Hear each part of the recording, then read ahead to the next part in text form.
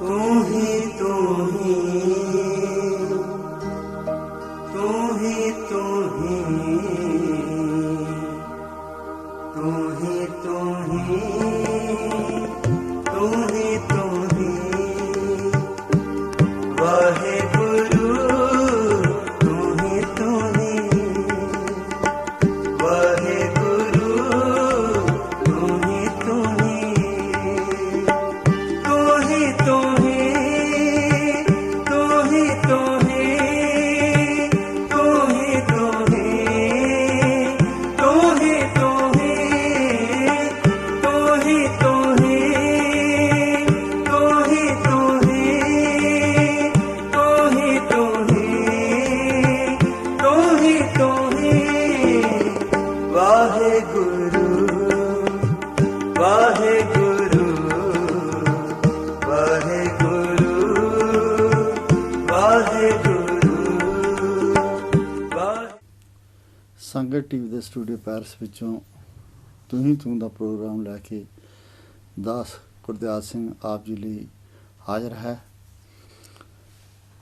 ਤੋ ਇਸ ਤੂੰ ਹੀ ਤੂੰ ਦੇ ਪ੍ਰੋਗਰਾਮ ਨੂੰ ਆਪ ਜੀ ਸਮੇਂ-ਸਮੇਂ ਬਹੁਤ ਹੀ ਪਿਆਰ ਤੇ ਸਤਿਕਾਰ ਦਿੰਦੇ ਹੋ ਔਰ ਇਸ ਪ੍ਰੋਗਰਾਮ ਦੇ ਵਿੱਚ ਦਾਸ ਕੋਸ਼ਿਸ਼ ਕਰਦਾ ਹੈ ਕਿ ਜੋ ਅਕਾਲ ਪੁਰਖ ਦੀ ਵਡਿਆਈ ਹੈ, ਸ਼ਬਦ ਗੁਰੂ ਦੀ ਵਡਿਆਈ ਹੈ ਕਲਯੁਗ ਦੇ ਵਿੱਚ, ਉਹਦੀ ਛਤਰ ਛਾਇਆ ਵਿੱਚ ਰਹਿ ਕੇ ਹੀ ਸਾਰੀ ਵਿਚਾਰ ਕੀਤੇ ਜਾਣ, ਕਿਉਂਕਿ ਇਸ ਸਮੇਂ ਅਸੀਂ ਆਪਸ ਵਿੱਚ ਹੀ ਸੰਗਤ ਦੇ ਰੂਪ ਵਿੱਚ ਵਿਚਾਰ ਹੀ ਕਰ ਸਕਦੇ ਹਾਂ।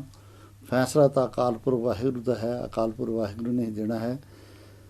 ਤਾਂ ਜਿਸ ਤਰ੍ਹਾਂ ਪਹਿਲੇ ਦੋ ਸਮੇਂ ਦੇ ਵਿੱਚ ਜੋ ਸ਼ਲੋਕ ਦੇ ਬਾਰੇ ਆਪਾਂ ਵਿਚਾਰ ਕੀਤੀ ਸੀ, ਪਵਨ ਗੁਰੂ, ਪਾਣੀ ਪਿਤਾ, ਪਵਨ ਗੁਰੂ ਦੇ ਬਾਰੇ ਵੀ ਅਸੀਂ ਦੋ ਵਾਰੀ ਵਿਚਾਰ ਕਰ ਚੁੱਕੇ ਹਾਂ ਕਿ ਪਵਨ ਜਿਹੜਾ ਹੈ ਉਹ ਕਿਹੜੇ ਤਰੀਕੇ ਨਾਲ ਗੁਰੂ ਹੈ, ਪਾਣੀ ਪਿਤਾ, ਪਾਣੀ ਜਿਹੜਾ ਹੈ ਉਹ ਜੇ ਗੁਰੂ ਸਾਹਿਬ ਨੇ ਕਿਹਾ ਤਾਂ ਕਿਹੜੇ ਤਰੀਕੇ ਨਾਲ ਉਹ ਪਿਤਾ ਹੈ। ਇਨਸਾਨੀ ਜਾਮੇ ਦੇ ਵਿੱਚ ਅਸੀਂ ਉਹਨੂੰ ਕੋਸ਼ਿਸ਼ ਕੀਤੀ ਹੈ ਕਿ ਆਪਾਂ ਜਿਹੜੀਆਂ ਸਾਡੇ ਜੀਵਨ ਵਿੱਚ ਉਦਾਹਰਨਾਂ ਮਿਲਦੀਆਂ ਹਨ ਉਹਨਾਂ ਨੂੰ ਦੇਖਿਆ ਜਾਵੇ ਅਤੇ ਦੇਖ ਕੇ ਉਹਨਾਂ ਨੂੰ ਸਿੱਧ ਕੀਤਾ ਜਾਵੇ ਕਿ ਗੁਰੂ ਸਾਹਿਬ ਨੇ ਕਿੰਨੀਆਂ ਸੱਚਾਈਆਂ ਜਿਹੜੀਆਂ ਉਹ ਸਾਡੇ ਸਾਹਮਣੇ ਲਿਆ ਕੇ ਰੱਖੀਆਂ ਹਨ। ਕਿਉਂਕਿ ਗੁਰੂ ਗ੍ਰੰਥ ਸਾਹਿਬ ਜੀ ਹੀ ਇੱਕ ਐਸੇ ਦੁਨੀਆ ਦੇ ਗੁਰੂ ਹਨ, ਸ਼ਬਦ ਗੁਰੂ ਹਨ, ਜਿਹੜੇ ਕਿ ਕਿਸੇ ਵੀ ਹੋਰ ਚੀਜ਼ ਦੇ ਮੁਹਤਾਜ ਨਹੀਂ। ਅਤੇ ਉਹਦੇ ਵਿੱਚ ਸ੍ਰੀ ਗੁਰੂ ਗ੍ਰੰਥ ਸਾਹਿਬ ਦੇ ਵਿੱਚ ਕੋਈ ਵੀ ਐਸੀ ਗੱਲ ਐਸੀ ਨਹੀਂ ਲਿਖੀ ਜਿਹਦੇ ਉੱਤੇ ਕਿੰਤੂ ਕੀਤਾ ਜਾ ਸਕੇ, ਜਿਹਦੇ ਉੱਤੇ ਕਿਹਾ ਜਾਵੇ ਵੀ ਇਹ ਗੱਲ ਜਿਹੜੀ ਹੈ ਇਹ ਇੱਦਾਂ ਹੋ ਨਹੀਂ ਸਕਦੀ। ਹਰ ਚੀਜ਼ ਜਿਹੜੀ ਆ ਸ੍ਰੀ ਗੁਰੂ ਗ੍ਰੰਥ ਸਾਹਿਬ ਦੇ ਵਿੱਚ ਦਰਜ ਕੀਤੀ, ਉਹ ਹਰ ਚੀਜ਼ ਇਸ ਦੁਨੀਆ ਦੇ ਵਿੱਚ ਹੋ ਸਕਦੀ ਹੈ, ਦੇਖੀ ਜਾ ਸਕਦੀ ਹੈ, ਸਮਝੀ ਜਾ ਸਕਦੀ ਹੈ। ਅਤੇ ਅੱਜ ਕੁਦਰਤੀ ਬੱਚਿਆਂ ਦੇ ਨਾਲ ਗੁਰਦੁਆਰਾ ਸਾਹਿਬ ਕਲਾਸ ਦੇ ਵਿੱਚ ਵਿਚਾਰ ਵਟਾਂਦਰਾ ਕਰਦੇ ਹਨ। ਉਹਨਾਂ ਨੇ ਸ਼ਬਦ ਗੁਰੂ ਅਤੇ ਦੁਨਿਆਵੀ ਗੁਰੂ ਦੀ ਗੱਲ ਕੀਤੀ ਸੀ। ਅਤੇ ਸ਼ਬਦ ਗੁਰੂ ਨੂੰ ਜਦੋਂ ਤੁਸੀਂ ਆਪਣੀ ਬਾਂਹ ਫੜਾ ਦਿਓਗੇ ਜਾਂ ਤੁਸੀਂ ਸ਼ਬਦ ਗੁਰੂ ਦੀ ਬਾਂਹ ਫੜ ਲਓਗੇ ਅਤੇ ਸ਼ਬਦ ਗੁਰੂ ਤੁਹਾਨੂੰ ਉੱਥੇ ਲੈ ਕੇ ਜਾਣ ਦੇ ਵਿੱਚ ਕਾਬਲ ਹੈ, ਸ਼ਕਤੀ ਰੱਖਦਾ ਹੈ ਜਿੱਥੋਂ ਉਹ ਸ਼ਬਦ ਗੁਰੂ ਆਇਆ ਹੈ। ਕਿਉਂਕਿ ਸ਼ਬਦ ਗੁਰੂ ਹੈ ਧੁਰ ਕੀ ਬਾਣੀ ਆਈ ਤਿੰਨ ਸਗਲੀ ਚਿੰਤ ਮਿਟਾਈ। ਇਹ ਸ਼ਬਦ ਗੁਰੂ ਅਕਾਲ ਪੁਰਖ ਵਾਹਿਗੁਰੂ ਤੋਂ ਧੁਰ ਤੋਂ ਆਇਆ ਹੈ। ਅਤੇ ਜੇ ਅਸੀਂ ਸ਼ਬਦ ਦੇ ਲੜ ਲੱਗ ਜਾਵਾਂਗੇ ਤਾਂ ਵੀ ਇਹ ਸ਼ਬਦ ਸਾਨੂੰ ਉੱਥੇ ਲਿਜਾ ਸਕਦਾ ਹੈ, ਅਤੇ ਜੇ ਸ਼ਬਦ ਗੁਰੂ ਨੂੰ ਆਪਣੀ ਬਾਂਹ ਫੜਾ ਦੇਵਾਂਗੇ ਅਤੇ ਤਾਂ ਵੀ ਇਹ ਸਾਨੂੰ ਉੱਥੇ ਲਿਜਾ ਸਕਦਾ ਹੈ। ਪਰ ਉਹਦੇ ਬਦੌਲਤ ਜੇ ਦੂਏ ਪਾਸੇ ਅਸੀਂ ਇਹ ਆਪਣੇ ਕਿਸੇ ਦੇਹਧਾਰੀ ਗੁਰੂ ਦੇ ਲੜ ਲੱਗ ਜਾਵਾਂਗੇ ਅਤੇ ਦੇਹਧਾਰੀ ਗੁਰੂ ਦੀ ਮਾਂ ਹੈ, ਉਹ ਜੰਮਿਆ ਹੈ ਅਤੇ ਉਹਨੇ ਮਰ ਜਾਣਾ, ਉਹਨੇ ਵੀ ਮਰ ਜਾਣਾ ਅਤੇ ਉਹਦੀ ਮਾਂ ਨੇ ਵੀ ਮਰ ਜਾਣਾ, ਅਤੇ ਸਾਨੂੰ ਉਹ ਉੱਤੇ ਕਿੱਦਾਂ ਲਿਜਾ ਸਕਦਾ? ਨਹੀਂ ਲਿਜਾ ਸਕਦਾ। ਜੇ ਅਸੀਂ ਆਪਣੀ ਬਾਂਹ ਉਸ ਨੂੰ ਫੜਾਤੀ ਅਤੇ ਤਾਂ ਵੀ ਉਸ ਨੇ ਮਰ ਜਾਣਾ ਹੈ ਅਤੇ ਉਹਨੂੰ ਜੰਮਣ ਵਾਲੀ ਮਾਂ ਨੇ ਵੀ ਮਰ ਜਾਣਾ ਹੈ, ਅਤੇ ਉਹ ਸਾਨੂੰ ਗਾਂਹ ਕਿੱਥਾਂ ਲਿਜਾ ਸਕਦਾ ਹੈ? ਅਤੇ ਉੱਥੇ ਜੇ ਗਾਂਹ ਲਿਜਾਣ ਵਾਲੀ ਇੱਕੋ ਚੀਜ਼ ਹੈ ਤਾਂ ਉਹ ਹੈ ਸ਼ਬਦ ਗੁਰੂ। ਕਿਉਂਕਿ ਸ਼ਬਦ ਗੁਰੂ ਦੀ ਕੋਈ ਮਾਂ ਨਹੀਂ, ਉਹਨੂੰ ਜੰਮਣ ਵਾਲੀ ਨਹੀਂ, ਉਹ ਜੰਮਿਆ ਨਹੀਂ, ਅਤੇ ਇਸ ਕਰਕੇ ਉਸ ਨੇ ਮਰਨਾ ਨਹੀਂ। ਉਹ ਤਾਂ ਅਕਾਲ ਪੁਰਖ ਵਾਹਿਗੁਰੂ ਤੋਂ ਆਏ ਹੋਏ ਬੋਲ ਹਨ ਜਿਨ੍ਹਾਂ ਦੇ ਅਸੀਂ ਲੜ ਲਾ ਕੇ ਉੱਥੇ ਪਹੁੰਚ ਸਕਦੇ ਹਾਂ। ਔਰ ਉਸੇ ਤਰੀਕੇ ਨਾਲ ਗੁਰੂ ਸਾਹਿਬ ਨੇ ਜੇ ਸਾਨੂੰ ਇੱਕ ਗੱਲ ਆਖੀ ਹੈ ਕਿ ਪਵਨ ਗੁਰੂ ਤੇ ਪਾਣੀ ਪਿਤਾ ਤੇ ਮਾਤਾ ਧਰਤ ਮਹੱਤ, ਜਿਹੜੀ ਮਾਤਾ ਹੈ ਉਹਨੂੰ ਧਰਤੀ ਦਾ ਦਰਜਾ ਦਿੱਤਾ ਗਿਆ ਹੈ ਔਰ ਧਰਤੀ ਨੂੰ ਮਾਂ ਦਾ ਦਰਜਾ ਦਿੱਤਾ ਗਿਆ। ਮੈਂ ਕਈ ਵਾਰੀ ਵਿਚਾਰ ਕਰਦਿਆਂ ਇਸ ਤੇ ਬੜੀ ਡੂੰਘਾਈ ਤੱਕ ਵਿਚਾਰ ਕੀਤੇ ਹਨ ਕਿ ਜੇ ਅਕਾਲ ਪੁਰਖ ਵਾਹਿਗੁਰੂ ਨੇ ਆਪਣੇ ਤੋਂ ਬਾਅਦ ਇਸ ਧਰਤੀ ਉੱਤੇ ਕਿਸੇ ਮਨੁੱਖ ਨੂੰ ਮਨੁੱਖੀ ਵਿੱਚ ਪਹਿਲਾਂ ਤੋਂ ਹੀ ਉਹਦੇ ਵਿੱਚ ਉਹ ਗੁਣ ਭਰਤੇ ਆ, ਜਿਹੜੇ ਅਕਾਲ ਪੁਰਖ ਵਾਹਿਗੁਰੂ ਦੇ ਵਿੱਚ ਆਪਣੇ ਗੁਣ ਆ, ਉਹੀ ਗੁਣ ਉਸਨੇ ਕਿਸੇ ਇਸ ਜੀਵ ਦੇ ਤੇ 84 ਲੱਖ ਜੂਨਾਂ ਵਿੱਚੋਂ ਕਿਸੇ ਇੱਕ ਜੀਵ ਦੇ ਵਿੱਚ ਜੇ ਅਸੀਂ ਕਹੀਏ ਵੀ ਉਹ ਆਪਣੇ ਵਾਲੇ ਅਕਾਲ ਪੁਰਖ ਵਾਹਿਗੁਰੂ ਨੇ ਗੁਣ ਭਰੇ ਹੋਣ। ਵੈਸੇ ਤਾਂ ਸਾਰਿਆਂ ਦੇ ਵਿੱਚ ਸਾਡੇ ਵਿੱਚ ਜਿਹਦੇ ਵਿੱਚ ਕੋਈ ਗੁਣ ਨਹੀਂ ਉਹਦੇ ਵਿੱਚ ਕੋਈ ਨਾ ਕੋਈ ਗੁਣ ਹੁੰਦਾ, ਪਰ ਜੇ ਅਸੀਂ ਸੋਚੀਏ ਤੇ ਧਰਤੀ ਦੇ ਉੱਤੇ ਇੱਕ ਜੀਵ ਮਾਂ ਐਸੀ ਹੈ ਜਿਹਦੇ ਵਿੱਚ ਉਹ ਗੁਣ ਅਕਾਲ ਪੁਰਖ ਵਾਹਿਗੁਰੂ ਨੇ ਭਰਤੇ ਹਨ, ਜਿਹੜੇ ਕਿ ਅਕਾਲ ਪੁਰਖ ਵਾਹਿਗੁਰੂ ਦੇ ਆਪਣੇ ਗੁਣ ਹਨ। ਮਾਂ ਦਾ ਸ਼ਬਦ ਕਹਿਣ ਨੂੰ ਬਹੁਤ ਛੋਟਾ ਹੈ, ਪਰ ਇਹਦਾ ਅਗਰ ਪਿੱਛੋਂ ਪੜਚੋਲ ਕੀਤੀ ਜਾਵੇ, ਇਹਦੇ ਉੱਤੇ ਪੂਰੀ ਵਿਚਾਰ ਕੀਤੀ ਜਾਵੇ ਤੇ ਭਾਵੇਂ ਸਾਰੀ ਉਮਰ ਲੰਘ ਜਾਵੇ। ਜਿੱਦਾਂ ਅਕਾਲ ਪੁਰਖ ਵਾਹਿਗੁਰੂ ਦੇ ਸ਼ਬਦ ਦੇ ਉੱਤੇ ਜਾਂ ਅਕਾਲ ਪੁਰਖ ਦੇ ਬਾਰੇ ਜਾਣਨ ਲਈ ਸਾਰੀ ਜ਼ਿੰਦਗੀ ਜਿਹੜੀ ਆ ਉਹ ਥੋੜ੍ਹੀ ਹੈ। ਇਸੇ ਤਰੀਕੇ ਦੇ ਨਾਲ ਜਿਹੜੀ ਮਾਂ ਹੈ ਉਹਨੂੰ ਜਾਣਨਾ, ਮਾਂ ਦੇ ਗੁਣਾਂ ਨੂੰ ਜਾਣਨਾ, ਸਾਰੀ ਉਮਰ ਵੀ ਜਿਹੜੀ ਆ ਉਹ ਥੋੜ੍ਹੀ ਹੈ ਜਿਹੜੀ ਮਾਂ ਦੇ ਗੁਣਾਂ ਨੂੰ ਜਾਣਿਆ ਜਾਵੇ, ਜਿਹੜੇ ਕਿ ਅਕਾਲ ਪੁਰਖ ਵਾਹਿਗੁਰੂ ਨੇ ਇੱਕ ਮਾਂ ਦੇ ਵਿੱਚ ਭਰ ਦਿੱਤੇ ਹਨ। ਇਹ ਗੱਲ ਵੱਖਰੀ ਹੈ ਕਿ ਅਸੀਂ ਸਾਡੇ ਪੂਰਬਲੇ ਕਰਮਾਂ ਦੇ ਕਰਕੇ ਇਸ ਧਰਤੀ ਦੇ ਉੱਤੇ ਆ ਕੇ ਉਹਦਾ ਕਿਹੜੇ ਤਰੀਕੇ ਨਾਲ ਇਸਤੇਮਾਲ ਕਰਦੇ ਹਾਂ ਇਸ ਜਨਮ ਦੇ ਵਿੱਚ, ਉਹਨੂੰ ਕਿਹੜੇ ਤਰੀਕੇ ਨਾਲ ਚਲਾਉਂਦੇ ਹਾਂ, ਕਿਹੜੇ ਤਰੀਕੇ ਨਾਲ ਉਹਨਾਂ ਹੁਕਮਾਂ ਦੀ ਪਾਲਣਾ ਕਰਦੇ ਹਾਂ, ਇਹ ਇੱਕ ਵੱਖਰਾ ਵਿਸ਼ਾ ਹੈ ਕਰਮ ਦਾ ਅਤੇ ਧਰਮ ਦਾ।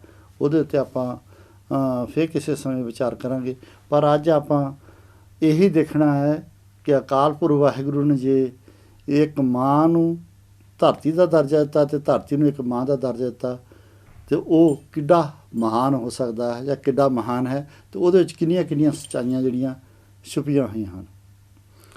ਜੇ ਅਸੀਂ ਨੋਰਮਲੀ ਆਪਣੀ ਇਸ ਧਰਤੀ 'ਤੇ ਗੱਲ ਕਰੀਏ, ਜਿਸ ਧਰਤੀ ਦੇ ਉੱਤੇ ਅਸੀਂ ਤੁਰੇ ਫਿਰਦੇ ਹਾਂ, ਅਤੇ ਇਹ ਧਰਤੀ ਦੇ ਵਿੱਚ ਇੰਨੇ ਗੁਣ ਹਨ ਕਿ ਤੁਸੀਂ ਉਸੇ ਧਰਤੀ ਦੇ ਟੁਕੜੇ ਦੇ ਵਿੱਚ ਅਗਰ ਅੰਬ ਦਾ ਬੂਟਾ ਬੀਜ ਦਿਓ ਅਤੇ ਉਹਦੇ ਵਿੱਚੋਂ ਅੰਬ ਦਾ ਬੂਟਾ ਨਿਕਲਦਾ, ਉਹਨੂੰ ਫੁੱਲ ਲੱਗਦੇ, ਫਲ ਲੱਗਦੇ, ਦਰਖਤ ਬਣਦਾ ਅਤੇ ਉਹਦੇ ਵਿੱਚੋਂ ਅੰਬ ਨਿਕਲ ਜਾਂਦੇ ਹਨ। ਅਗਰ ਉਸ ਧਰਤੀ ਦੇ ਵਿੱਚ ਪੋਸਤ ਵਰਗੀ ਨਸ਼ਾ ਬੀਜ ਦਿਓ ਤਾਂ ਉਹ ਨਸ਼ਾ ਨਿਕਲ ਕੇ ਉੱਦਾਂ ਦੀਆਂ ਡੋਡੀਆਂ ਅਤੇ ਉਹਦੇ ਫੁੱਲ ਬਣ ਕੇ ਅਤੇ ਉਹ ਨਸ਼ਾ ਜਿਹੜਾ ਹੈ ਉਸੇ ਧਰਤੀ ਦੇ ਵਿੱਚੋਂ ਨਿਕਲ ਆਉਂਦਾ।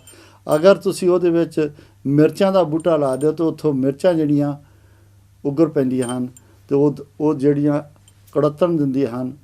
ਜੋ ਵੀ ਅਸੀਂ ਇਸ ਧਰਤੀ ਦੇ ਵਿੱਚ ਬੀਜਦੇ ਹਾਂ ਉਹ ਇਹਦੇ ਵਿੱਚੋਂ ਉੱਗਰ ਪੈਂਦਾ। ਅਤੇ ਜੇ ਅਸੀਂ ਇਹਨੂੰ ਦੂਜੇ ਤਰੀਕੇ ਨਾਲ ਵੀ ਆਪਾਂ ਸਿੱਧ ਕਰਨ ਦੀ ਸੋਚਣ ਦੀ ਕੋਸ਼ਿਸ਼ ਕਰੀਏ ਕਿ ਜਿਹੜਾ ਸਾਡਾ ਸਰੀਰ ਹੈ ਇਹ ਵੀ ਇਸ ਧਰਤੀ ਵਿੱਚੋਂ ਪੈਦਾ ਹੋਇਆ, ਔਰ ਇਸ ਸਰੀਰ ਦੇ ਵਿੱਚ ਵੀ ਇਸੇ ਤਰੀਕੇ ਨਹੀਂ ਹੈ ਕਿ ਜਿਹੜੇ ਗੁਣ ਅਸੀਂ ਇਸ ਸਰੀਰ ਦੇ ਵਿੱਚ ਪਾਵਾਂਗੇ ਉਹੀ ਇਸ ਸਰੀਰ ਦੇ ਵਿੱਚੋਂ ਗੁਣ ਜਿਹੜੇ ਆ ਉਹ ਬਾਹਰ ਆਉਂਦੇ। ਜੇ ਅਸੀਂ ਇਸ ਸਰੀਰ ਨੂੰ ਗੁਰਦੁਆਰਾ ਸਾਹਿਬ ਲੈ ਕੇ ਜਾਵਾਂਗੇ, ਗੁਰਦੁਆਰੇ ਸਾਹਿਬ ਜਾ ਕੇ ਉੱਥੇ ਸੇਵਾ ਕਰਾਂਗੇ, ਉੱਥੇ ਕੀਰਤਨ ਕਰਾਂਗੇ, ਉੱਥੇ ਚੌਂਕੜਾ ਲਾ ਕੇ ਬੈਠਾਂਗੇ, ਭਗਤੀ ਕਰਾਂਗੇ, ਅਤੇ ਸਾਡੇ ਨੈਣ ਨਕਸ਼ਾਂ ਦੇ ਵਿੱਚ, ਸਾਡੀ ਬੋਲਾਂ ਦੇ ਵਿੱਚ, ਸਾਡੇ ਕਰਮਾਂ ਦੇ ਵਿੱਚ ਉਹੀ ਖੁਸ਼ਬੂ ਜਿਹੜੀ ਅਸੀਂ ਗੁਰਦੁਆਰਾ ਸਾਹਿਬ ਦੇਖਦੇ ਹਾਂ ਉਹੀ ਖੁਸ਼ਬੂ ਸਾਡੇ ਸਰੀਰ ਦੇ ਵਿੱਚ ਆ ਜਾਵੇਗੀ। ਤੁਸੀਂ ਪਰਖ ਕੇ ਦੇਖ ਸਕਦੇ ਹਾਂ। ਅਗਰ ਅਸੀਂ ਇਸੇ ਸਰੀਰ ਨੂੰ ਕਿਸੇ ਕਲੱਬ ਦੇ ਵਿੱਚ, ਕਿਸੇ ਡਿਸਕੋ ਦੇ ਵਿੱਚ, ਕਿਸੇ ਐਸੀ ਵੀਰ ਬਾਰ ਦੇ ਵਿੱਚ ਲੈ ਕੇ ਜਾਂਦੇ ਜਿੱਥੇ ਸਿਗਰਟਾਂ, ਸ਼ਰਾਬਾਂ ਅਤੇ ਨਾਚ ਗਾਣੇ ਹੁੰਦੇ ਆ, ਅਤੇ ਜਦੋਂ ਅਸੀਂ ਉੱਥੋਂ ਬਾਹਰ ਨਿਕਲਾਂਗੇ ਅਤੇ ਸਾਡੇ ਸਰੀਰ ਦੇ ਵਿੱਚੋਂ ਵੀ ਉਹੀ ਬਦਬੂਆਂ, ਉਹੀ ਜਿਹੜੀ ਉੱਥੇ ਗੰਦਗੀ ਆ ਉਹੀ ਸਾਡੇ ਸਰੀਰ ਵਿੱਚੋਂ ਆ ਗਈ, ਅਤੇ ਸਾਡਾ ਸਰੀਰ ਉਸੇ ਗੰਦਗੀ ਦੇ ਨਾਲ ਹੋਰ ਗਾਂਹ ਤੋਂ ਗਾਂਹ ਭਰਦਾ ਜਾਵੇਗਾ। ਸਾਡੇ ਕਰਮ ਵੀ ਉਸ ਗੰਦਗੀ ਵਾਲੇ ਹੋ ਜਾਣਗੇ, ਕਿਉਂਕਿ ਇਹ ਸਰੀਰ ਜਿਹੜਾ ਇਸ ਧਰਤੀ ਦੇ ਵਿੱਚੋਂ ਹੀ ਪੈਦਾ ਹੋਇਆ। ਇਹ ਗੱਲ ਵੱਖਰੀ ਹੈ ਕਿ ਸਾਨੂੰ ਇੱਕ ਮਾਂ ਨੇ ਜਨਮ ਦਿੱਤਾ ਹੈ, ਪਰ ਉਸ ਤੋਂ ਬਾਅਦ ਜਨਮ ਤੋਂ ਦੇਣ ਤੋਂ ਬਾਅਦ ਇਸ ਧਰਤੀ ਦੇ ਵਿੱਚੋਂ ਜਿਹੜੇ ਜੀਵ ਖਾਧਾ ਪੀਤਾ ਜੋ ਕੁਝ ਵੀ ਹੈ ਇਸ ਧਰਤੀ ਵਿੱਚੋਂ ਪੈਦਾ ਹੈ। ਜਦੋਂ ਅਸੀਂ ਕਹਿੰਦੇ ਹਾਂ ਇਹ ਜਿਹੜਾ ਸਰੀਰ ਹੈ ਮਿੱਟੀ ਆ, ਇੱਕ ਮਿੱਟੀ ਦਾ ਪੁਤਲਾ ਹੈ, ਕੈਸੇ ਨੱਚਦਾ ਹੈ, ਇਹ ਕਿੱਦਾਂ ਨੱਚਦਾ। ਅਸੀਂ ਖਾਣੇ ਪੀਣੇ ਜੋ ਕੁਝ ਵੀ ਆ ਉਹ ਸਾਰਾ ਇਸ ਧਰਤੀ ਵਿੱਚੋਂ ਸਾਨੂੰ ਪ੍ਰਾਪਤ ਹੋਇਆ, ਇਸ ਧਰਤੀ ਦੇ ਵਿੱਚ ਪ੍ਰਾਪਤ ਹੈ। ਇਹ ਵੀ ਪੰਜਾਂ ਤੱਤਾਂ ਦਾ ਹੀ ਬਣਿਆ ਸਰੀਰ ਆ, ਅਤੇ ਇਹਦੇ ਵਿੱਚ ਵੀ ਜੋ ਬੀਜਾਂਗੇ ਉਸੇ ਤਰੀਕਾ ਦਾ ਇਹਦੇ ਵਿੱਚੋਂ ਨਿਕਲਦਾ। ਅਤੇ ਜਿਹੜੀ ਧਰਤੀ ਆ ਜਿਹਦੇ 'ਤੇ ਅਸੀਂ ਤੁਰੇ ਫਿਰਦੇ ਹਾਂ ਉਹਦੇ ਵਿੱਚ ਵੀ ਅਸੀਂ ਜੋ ਬੀਜਾਂਗੇ, ਜਿੱਦਾਂ ਦਾ ਬੀਜਾਂਗੇ ਉੱਦਾਂ ਦਾ ਹੀ ਉਹਦੇ ਵਿੱਚੋਂ ਪ੍ਰਾਪਤ ਹੋ ਜਾਂਦਾ, ਉੱਦਾਂ ਦਾ ਹੀ ਉਹਦੇ ਵਿੱਚ ਉਹ ਖੜਦਾ। ਇਸੇ ਤਰੀਕੇ ਦੇ ਨਾਲ ਪਰ ਧਰਤੀ ਇੱਕ ਐਡੀ ਜ਼ਿਆਦਾ ਮਹਾਨ ਆ ਕਿ ਅਸੀਂ ਆਪਣੇ ਜੀਵਨ ਦੇ ਵਿੱਚ ਹਮੇਸ਼ਾ ਇਸ ਧਰਤੀ ਦੇ ਉੱਤੇ ਚੰਗੀਆਂ ਮਾੜੀਆਂ ਗੰਦੀਆਂ ਚੀਜ਼ਾਂ ਜਿਹੜੀਆਂ ਸਿੱਟਦੇ ਰਹਿੰਦੇ ਹਾਂ, ਪਰ ਇਹ ਧਰਤੀ ਜਿਹੜੀ ਆ ਸਾਨੂੰ ਉਹਦੇ ਬਦਲੇ ਦੇ ਵਿੱਚ ਹਮੇਸ਼ਾ ਚੰਗੀਆਂ ਚੀਜ਼ਾਂ ਹੀ ਦਿੰਦੀ ਹੈ। ਮਾੜੀਆਂ ਚੀਜ਼ਾਂ, ਬਦਬੂ ਵਾਲੀਆਂ ਚੀਜ਼ਾਂ, ਭੈੜੀਆਂ ਚੀਜ਼ਾਂ ਜਿਹੜੀਆਂ ਉਹਨਾਂ ਨੂੰ ਆਪਣੇ ਵਿੱਚ ਜਜ਼ਬ ਕਰ ਲੈਂਦੀ ਆ। ਕਿੱਡੀ ਮਹਾਨ ਹੈ ਇਹ ਧਰਤੀ। ਕਦੀ ਇਹਨੇ ਗਿਲਾ ਨਹੀਂ ਕੀਤਾ, ਕਦੀ ਇਹਨੇ ਗੁੱਸਾ ਨਹੀਂ ਕੀਤਾ ਕਿ ਤੂੰ ਮੇਰੇ ਉੱਤੇ ਆ ਗੰਦ ਸਿੱਟਿਆ ਅਤੇ ਤੈਨੂੰ ਵੀ ਮੈਂ ਹੁਣ ਗੰਦ ਹੀ ਦੇਣਾ ਖਾਣ ਲਈ, ਤੈਨੂੰ ਮੈਂ ਚੰਗੀ ਚੀਜ਼ ਨਹੀਂ ਦੇਣੀ। ਅਸੀਂ ਇਨਸਾਨ ਹੁੰਦੇ ਹੋਏ ਇਸ ਪਵਿੱਤਰ ਧਰਤੀ ਨੂੰ ਕਿੰਨਾ ਕੁਛ ਗੰਦਾ ਕਰਦੇ ਹਾਂ, ਪਰ ਇਹ ਧਰਤੀ ਜਿਹੜੀ ਆ ਉਹਦੇ ਵਿੱਚ ਕਿੰਨੀ ਨਿਮਰਤਾ ਆ ਜਿਹੜੀ ਸਾਨੂੰ ਕਦੀ ਉਹਦਾ ਉੱਦਾਂ ਦਾ ਜਵਾਬ ਨਹੀਂ ਦਿੰਦੀ ਜਿੱਦਾਂ ਦਾ ਅਸੀਂ ਉਹਦੇ ਨਾਲ ਕਰਦੇ। ਔਰ ਸਾਰੀ ਉਮਰ ਅਸੀਂ ਉਸੇ ਚੱਕਰ ਦੇ ਵਿੱਚ ਉਸੇ ਤਰੀਕੇ ਨਾਲ ਹੀ ਕਰਦੇ ਰਹਿੰਦੇ ਹਾਂ। ਇਸ ਧਰਤੀ ਨੇ ਕਦੀ ਨਹੀਂ ਇਹ ਆਖਿਆ ਵੀ ਤੂੰ ਮੁਸਲਮਾਨ ਆ, ਤੂੰ ਹਿੰਦੂ ਆ, ਤੂੰ ਸਿੱਖ ਆ, ਤੂੰ ਨੀਚ ਆ, ਤੂੰ ਉੱਚ ਆ। ਹਰ ਇਨਸਾਨ ਜੋ ਵੀ ਪੈਦਾ ਹੋਇਆ, ਚਾਹੇ ਉਹ ਕਿਸੇ ਬ੍ਰਾਹਮਣ ਦੇ ਘਰ ਪੈਦਾ ਹੋਇਆ, ਚਾਹੇ ਉਹ ਕਿਸੇ ਸ਼ੂਦਰ ਦੇ ਘਰ ਪੈਦਾ ਹੋਇਆ, ਚਾਹੇ ਉਹ ਕਿਸੇ ਮੁਸਲਮਾਨ ਦੇ ਘਰ ਪੈਦਾ ਹੋਇਆ, ਚਾਹੇ ਕਿਸੇ ਹਿੰਦੂ ਦੇ ਘਰ ਪੈਦਾ ਹੋਇਆ, ਚਾਹੇ ਕਿਸੇ ਸਿੱਖ ਦੇ ਘਰ ਪੈਦਾ ਹੋਇਆ, ਇਹ ਧਰਤੀ ਨੇ ਸਾਰਿਆਂ ਨੂੰ ਹੀ ਆਪਣੇ ਉੱਤੇ ਤੁਰਨ ਫਿਰਨ ਦੀ ਪੂਰਨ ਤੌਰ 'ਤੇ ਅੱਗੇ ਦਿੱਤੀ। ਐਸਾ ਨਹੀਂ ਕਦੀ ਵੀ ਹੋਇਆ ਵੀ ਬ੍ਰਾਹਮਣ ਦਾ ਦੇਖ ਕੇ ਧਰਤੀ ਜਿਹੜੀ ਆ ਸਾਫ਼ ਸੁਥਰੀ ਹੋਏ ਅਤੇ ਕਿਸੇ ਸ਼ੂਦਰ ਨੂੰ ਦੇਖ ਕੇ ਧਰਤੀ ਜਿਹੜੀ ਆ ਖੂਹ ਬਣ ਜਾਵੇ, ਐਸਾ ਕਦੀ ਨਹੀਂ ਹੋਇਆ। ਹਜੇ ਤੱਕ ਇਸ ਧਰਤੀ ਨੇ ਜਿੰਨੇ ਵੀ ਜੀਵ ਅਕਾਲ ਪੁਰਖ ਵੱਲੋਂ ਇਸ ਧਰਤੀ ਉੱਤੇ ਆਏ ਉਹਨਾਂ ਸਾਰਿਆਂ ਨੂੰ ਬਰਾਬਰ ਦਾ ਦਰਜਾ ਦਿੱਤਾ, ਅਤੇ ਸਾਰਿਆਂ ਦੇ ਖਾਣ ਪੀਣ ਦਾ ਜੋ ਵੀ ਜ਼ਰੀਆ ਹੈ, ਜੋ ਵੀ ਕਿਸੇ ਇਨਸਾਨ ਨੂੰ ਜਾਂ ਕਿਸੇ ਜਾਨਵਰ ਤੱਕ ਵੀ ਉਹਨੂੰ ਲੋੜ ਆ ਉਹਦੇ ਖਾਣ ਦੀ, ਇਸ ਧਰਤੀ ਨੇ ਉਹਨੂੰ ਉਹ ਦਿੱਤੀ ਆ। ਸਾਰਾ ਕੁਛ ਜੋ ਕੁਛ ਹੋ ਰਿਹਾ ਉਹ ਤਾਂ ਉਹਦੇ ਅਕਾਲ ਪੁਰਖ ਵਾਹਿਗੁਰੂ ਦੇ ਭਾਣੇ ਵਿੱਚ ਰਿਹਾ, ਕਿਉਂਕਿ ਜੋ ਵੀ ਇਸ ਧਰਤੀ 'ਤੇ ਇਸ ਦੁਨੀਆ 'ਤੇ ਬ੍ਰਹਿਮੰਡ ਦੇ ਵਿੱਚ ਚੀਜ਼ਾਂ ਚੱਲਦੀਆਂ, ਚਾਹੇ ਉਹ ਹਵਾ ਆ, ਚਾਹੇ ਉਹ ਪਾਣੀ ਆ, ਚਾਹੇ ਉਹ ਧਰਤੀ ਆ, ਜਿੰਨੀਆਂ ਵੀ ਗੈਸਾਂ ਜੋ ਕੁਛ ਵੀ ਹੈ ਸਾਰਾ ਅਕਾਲ ਪੁਰਖ ਦੇ ਭਾਣੇ ਵਿੱਚ। ਪਰ ਅੱਜ ਆਪਾਂ ਗੱਲ ਸਿਰਫ ਅਤੇ ਸਿਰਫ ਧਰਤੀ ਦੀ ਕਰ ਰਹੇ ਹਾਂ ਜਿਹਨੂੰ ਮਾਂ ਦਾ ਦਰਜਾ ਦਿੱਤਾ ਗਿਆ। ਫਿਰ ਅਸੀਂ ਬਹੁੰਦੇ ਹਾਂ, ਫਿਰ ਅਸੀਂ ਸੁਹਾਗੇ ਦਿੰਦੇ ਹਾਂ, ਫਿਰ ਅਸੀਂ ਪਾਣੀ ਦਿੰਦੇ ਹਾਂ ਜਿਹਨੂੰ ਪਿਤਾ ਦਾ ਦਰਜਾ ਦਿੱਤਾ ਗਿਆ ਅਕਾਲ ਪੁਰਖ ਵਾਹਿਗੁਰੂ ਵੱਲੋਂ। ਫਿਰ ਹਵਾ ਜਿਹੜੀ ਆ, ਆਕਸੀਜਨ, ਹਾਈਡਰੋਜਨ, ਉਹ ਸਾਰੇ ਥੰਮ 'ਤੇ ਚੱਲਦੀ ਆ, ਜਿਹਦੇ ਨਾਲ ਸਾਰਾ ਇਹ ਮਿਕਸਚਰ ਬਣ ਕੇ ਅਕਾਲ ਪੁਰਖ ਦੇ ਭਾਣੇ ਦੇ ਵਿੱਚ ਜੋ ਅਸੀਂ ਬੀਜਦੇ ਹਾਂ ਉਹ ਸਾਡੇ ਸਾਹਮਣੇ ਆ ਜਾਂਦਾ। ਅਸੀਂ ਕਿੰਨਾ ਕੁਛ ਦੇਖਦੇ ਹਾਂ। ਇਹ ਧਰਤੀ ਦੇ ਥੱਲੇ ਪਾਣੀ ਆ, ਪਾਣੀ ਦੇ ਥੱਲੇ ਪਤਾ ਨਹੀਂ ਫਿਰ ਧਰਤੀ ਆ, ਔਰ ਇਹ ਧਰਤੀ ਦੇ ਵਿੱਚ ਹੀ, ਇਸ ਧਰਤੀ ਦੇ ਵਿੱਚ ਹੀ ਪਾਣੀ ਦੇ ਦਰਿਆ ਚੱਲਣ ਰਹੇ ਆ, ਇਸ ਧਰਤੀ ਦੇ ਵਿੱਚ ਹੀ ਪੈਟਰੋਲ ਦੇ ਦਰਿਆ ਚੱਲਦੇ ਪਏ, ਇਸ ਧਰਤੀ ਦੇ ਵਿੱਚ ਹੀ ਡੀਜ਼ਲ ਜਿਹੜਾ ਉਹਦੇ ਦਰਿਆ ਚੱਲਦੇ ਪਏ, ਹੋਰ ਪਤਾ ਨਹੀਂ ਕਿੰਨੇ ਕਿੰਨੇ ਦਰਿਆ ਚੱਲਦੇ ਪਏ। ਇੱਕ ਪਾਸੇ ਕੋਲਾ ਨਿਕਲਦਾ ਪਿਆ, ਇੱਕ ਪਾਸੇ ਸੋਨਾ ਨਿਕਲਦਾ ਪਿਆ। ਇਹ ਕਿਹਨੇ ਰੱਖਿਆ? ਇਹ ਕਿਹਨੇ ਸਾਰਾ ਕੁਛ ਕੀਤਾ? ਇਹ ਸਾਰੇ ਦੇ ਸਾਰੇ ਗੁਣ ਜਿਹੜੇ ਆ ਅਕਾਲ ਪੁਰਖ ਵਾਹਿਗੁਰੂ ਨੇ ਇਸ ਧਰਤੀ ਦੇ ਵਿੱਚ ਪਾਏ। ਕਿੰਨੇ ਕਿੰਨੇ ਸੋਹਣੇ ਸੋਹਣੇ ਪਦਾਰਥ ਇਸ ਧਰਤੀ ਦੇ ਵਿੱਚੋਂ ਸਾਨੂੰ ਮਿਲਦੇ ਆ, ਸਾਡੇ ਖਾਣ ਵਾਲੇ ਅਤੇ ਸਾਡੇ ਹੰਡਾਉਣ ਵਾਲੇ, ਜਿਹੜੇ ਅਕਾਲ ਪੁਰਖ ਵਾਹਿਗੁਰੂ ਦੇ ਭਾਣੇ ਵਿੱਚ ਹਰ ਧਰਮ ਨੂੰ, ਹਰ ਵਰਗ ਨੂੰ, ਹਰ ਮੁਲਕ ਨੂੰ ਪੂਰਨ ਤੌਰ 'ਤੇ ਬਰਾਬਰਤਾ ਦਿੰਦੇ ਆ, ਜਿੱਦਾਂ ਅਕਾਲ ਪੁਰਖ ਦਿੰਦਾ ਆ, ਜਿੱਦਾਂ ਅਕਾਲ ਪੁਰਖ ਸਾਰਿਆਂ ਲਈ ਆ, ਜਿੱਦਾਂ ਅਕਾਲ ਪੁਰਖ ਦਾ ਸੂਰਜ ਸਾਰਿਆਂ ਨੂੰ ਰੋਸ਼ਨੀ ਦਿੰਦਾ, ਜਿੱਦਾਂ ਅਕਾਲ ਪੁਰਖ ਬਣਾਈ ਹੋਈ ਹਵਾ ਸਾਰਿਆਂ ਨੂੰ ਸਾਰਾ ਕੁਝ ਦਿੰਦੀ ਆ, ਜਿੱਦਾਂ ਅਕਾਲ ਪੁਰਖ ਦਾ ਪਾਣੀ ਸਾਰਿਆਂ ਦੇ ਪਿਆਸ ਮਿਟਾਉਂਦਾ, ਇਸੇ ਤਰੀਕੇ ਨਾਲ ਧਰਤੀ ਜਿਹੜੀ ਆ ਇਹ ਸਾਰਿਆਂ ਲਈ ਇਹ ਸਾਰਾ ਕੁਛ ਕਰਦੀ ਆ। ਅਤੇ ਜੇ ਦੂਸਰੇ ਪਾਸੇ ਆਪਾਂ ਦੁਨਿਆਵੀ ਤੌਰ 'ਤੇ ਇੱਕ ਮਾਂ ਦੀ ਗੱਲ ਕਰੀਏ ਅਤੇ ਮਾਂ ਵੀ ਉਹ ਸਾਰੇ ਕਾਰਜ ਕਰਦੀ ਆ, ਪਰ ਇੱਥੇ ਆ ਕੇ ਅਸੀਂ ਥੋੜ੍ਹਾ ਜਿਹਾ ਸਾਡਾ ਫਰਕ ਪੈ ਜਾਂਦਾ। ਜਿਹੜੀ ਤਾਂ ਅਸਲੀ ਮਾਂ ਹੁੰਦੀ ਆ ਉਹ ਤਾਂ ਸਾਰਿਆਂ ਨੂੰ ਬਰਾਬਰ ਦੇਖਦੀ ਆ, ਸਾਰਿਆਂ ਨੂੰ ਇੱਕੋ ਜਿਹਾ ਦੇਖਦੀ ਆ, ਉਹ ਵੀ ਊਚ ਨੀਚ ਨਹੀਂ ਕਰਦੀ। ਜੋ ਆਪਣੇ ਬੱਚੇ ਦਾ ਗੰਦ ਮੰਦ ਸਾਫ਼ ਕਰਦੀ ਆ, ਆਪਣੇ ਬੱਚੇ ਦੀ 9 ਮਹੀਨੇ ਪਰਵਰਿਸ਼ ਕਰਦੀ ਆ ਆਪਣੇ ਪੇਟ ਦੇ ਵਿੱਚ, ਇੱਕ ਤਾਂ ਉਹ ਤਪੱਸਿਆ ਆ, ਇੱਕ ਉਦੋਂ ਬਾਹਰੀ ਜਿਹੜੀ ਬੱਚੇ ਨੂੰ ਪਾਲ ਪੋਸ਼ ਕੇ ਵੱਡਾ ਕਰਨਾ, ਉਹਦਾ ਸਾਰਾ ਗੰਦ ਮੰਦ ਜਿਹੜਾ ਸਾਫ਼ ਕਰਨਾ, ਸਮੇਂ ਸਮੇਂ ਉਹਦੇ ਖਾਣ ਪੀਣ ਦਾ ਸਾਰਾ ਇੰਤਜ਼ਾਮ ਕਰਨਾ, ਇਹ ਉਹ ਮਾਂ ਕਰਦੀ ਆ। ਪਰ ਕੁਛ ਮਾਵਾਂ ਜਿਹੜੀਆਂ ਆ ਉਹਨਾਂ ਦਾ ਹਿਰਦਾ ਵੀ ਇੰਨਾ ਵਿਸ਼ਾਲ ਹੁੰਦਾ ਆ, ਜਿਹੜੀਆਂ ਆਪਣਾ ਪਰਾਇਆ ਨਹੀਂ ਦੇਖਦੀਆਂ, ਹਰ ਬੱਚੇ ਨੂੰ ਆਪਣਾ ਬੱਚਾ ਸਮਝ ਕੇ ਉਹਦਾ ਮਾਣ ਅਤੇ ਸਤਿਕਾਰ ਪਿਆਰ ਕਰਦੀਆਂ। ਉਹ ਗੁਣ ਜਿਹੜਾ ਧਰਤੀ ਮਾਂ ਦੇ ਵਿੱਚ ਆ, ਉਹ ਗੁਣ ਅਕਾਲ ਪੁਰਖ ਵਾਹਿਗੁਰੂ ਨੇ ਉਸ ਮਾਂ ਦੇ ਵਿੱਚ ਰੱਖਿਆ। ਜਦੋਂ ਬੱਚਾ ਛੋਟਾ ਜਿਹੜਾ ਦੁਨੀਆ ਦੀ ਧਰਤੀ ਵਿੱਚੋਂ ਕੋਈ ਉਪਜਾਈ ਹੋਈ ਚੀਜ਼ ਨਹੀਂ ਖਾ ਸਕਦਾ, ਕੋਈ ਵੀ ਧਰਤੀ ਵਿੱਚੋਂ ਪੈਦਾ ਹੋਈ ਚੀਜ਼ ਨਹੀਂ ਖਾ ਸਕਦਾ, ਜਿੰਨੀ ਦੇਰ ਉਹ ਧਰਤੀ ਵਿੱਚੋਂ ਪੈਦਾ ਹੋਈ ਚੀਜ਼ ਨਹੀਂ ਖਾ ਸਕਦਾ, ਅਕਾਲ ਪੁਰਖ ਵਾਹਿਗੁਰੂ ਨੇ ਉਹ ਸਾਰੇ ਦੇ ਸਾਰੇ ਪਦਾਰਥ ਜਿਹੜੇ ਆ ਮਾਂ ਦੇ ਦੁੱਧ ਵਿੱਚ ਪਾਤੇ ਆ, ਤਾਂ ਕਿ ਉਹ ਮਾਂ ਦਾ ਦੁੱਧ ਪੀ ਕੇ ਉਸ ਤੱਕ ਕਾਬਲ ਹੋ ਜਾਂਦਾ ਜਿੱਥੇ ਤੱਕ ਇਸ ਧਰਤੀ ਦੇ ਉੱਤੇ ਤੁਰਨ ਵਾਲਾ ਹੋ ਜਾਂਦਾ, ਧਰਤੀ ਤੋਂ ਪੈਦਾ ਹੋਈ ਚੀਜ਼ਾਂ ਖਾਣ ਵਾਲਾ ਹੁੰਦਾ, ਉਦੋਂ ਤੱਕ ਉਸ ਮਾਂ ਦੇ ਦੁੱਧ ਵਿੱਚੋਂ ਉਹ ਸਾਰੀਆਂ ਤਾਕਤਾਂ, ਸਾਰੇ ਵਿਟਾਮਿਨ ਜਿਹੜੇ ਉਸ ਬੱਚੇ ਨੂੰ ਮਿਲਦੇ ਆ। ਕਿੱਡਾ ਸਿਸਟਮ ਅਕਾਲ ਪੁਰਖ ਵਾਹਿਗੁਰੂ ਨੇ ਬਣਾਇਆ ਕਿ ਜੋ ਵੱਡਾ ਹੋ ਕੇ ਇਨਸਾਨ ਇਸ ਧਰਤੀ ਵਿੱਚੋਂ ਖਾਂਦਾ ਆ, ਇਸ ਧਰਤੀ ਵਿੱਚੋਂ ਲੈਂਦਾ ਆ, ਪ੍ਰਾਪਤ ਕਰਦਾ, ਚਾਹੇ ਉਹ ਕਿਸੇ ਤਰੀਕੇ ਨਾਲ ਨੈਚੁਰਲ ਤੌਰ 'ਤੇ ਹੋਈ ਹੋਵੇ ਜਾਂ ਅਸੀਂ ਆਪ ਬੀਜੀ ਹੋਵੇ, ਜਿਹੜੇ ਸਾਡੇ ਜੀਵਨ ਨੂੰ ਗਾਂਹ ਵਧਾਉਂਦੀ ਆ, ਜਿਹੜੇ ਸਾਡੇ ਜੀਵਨ ਨੂੰ ਗਾਂਹ ਲੈ ਕੇ ਜਾਂਦੀ ਆ। ਪਰ ਦੂਏ ਪਾਸੇ ਜਿਹੜਾ ਬੱਚਾ, ਛੋਟਾ ਬੱਚਾ, ਜੰਮਦਾ ਬੱਚਾ, ਉਹ ਖਾ ਨਹੀਂ ਸਕਦਾ, ਉਹ ਪੀ ਨਹੀਂ ਸਕਦਾ, ਉਹਦੇ ਕੋਲ ਕੋਈ ਸਮਰੱਥਾ ਨਹੀਂ, ਬਚਪਨ ਆਇਆ।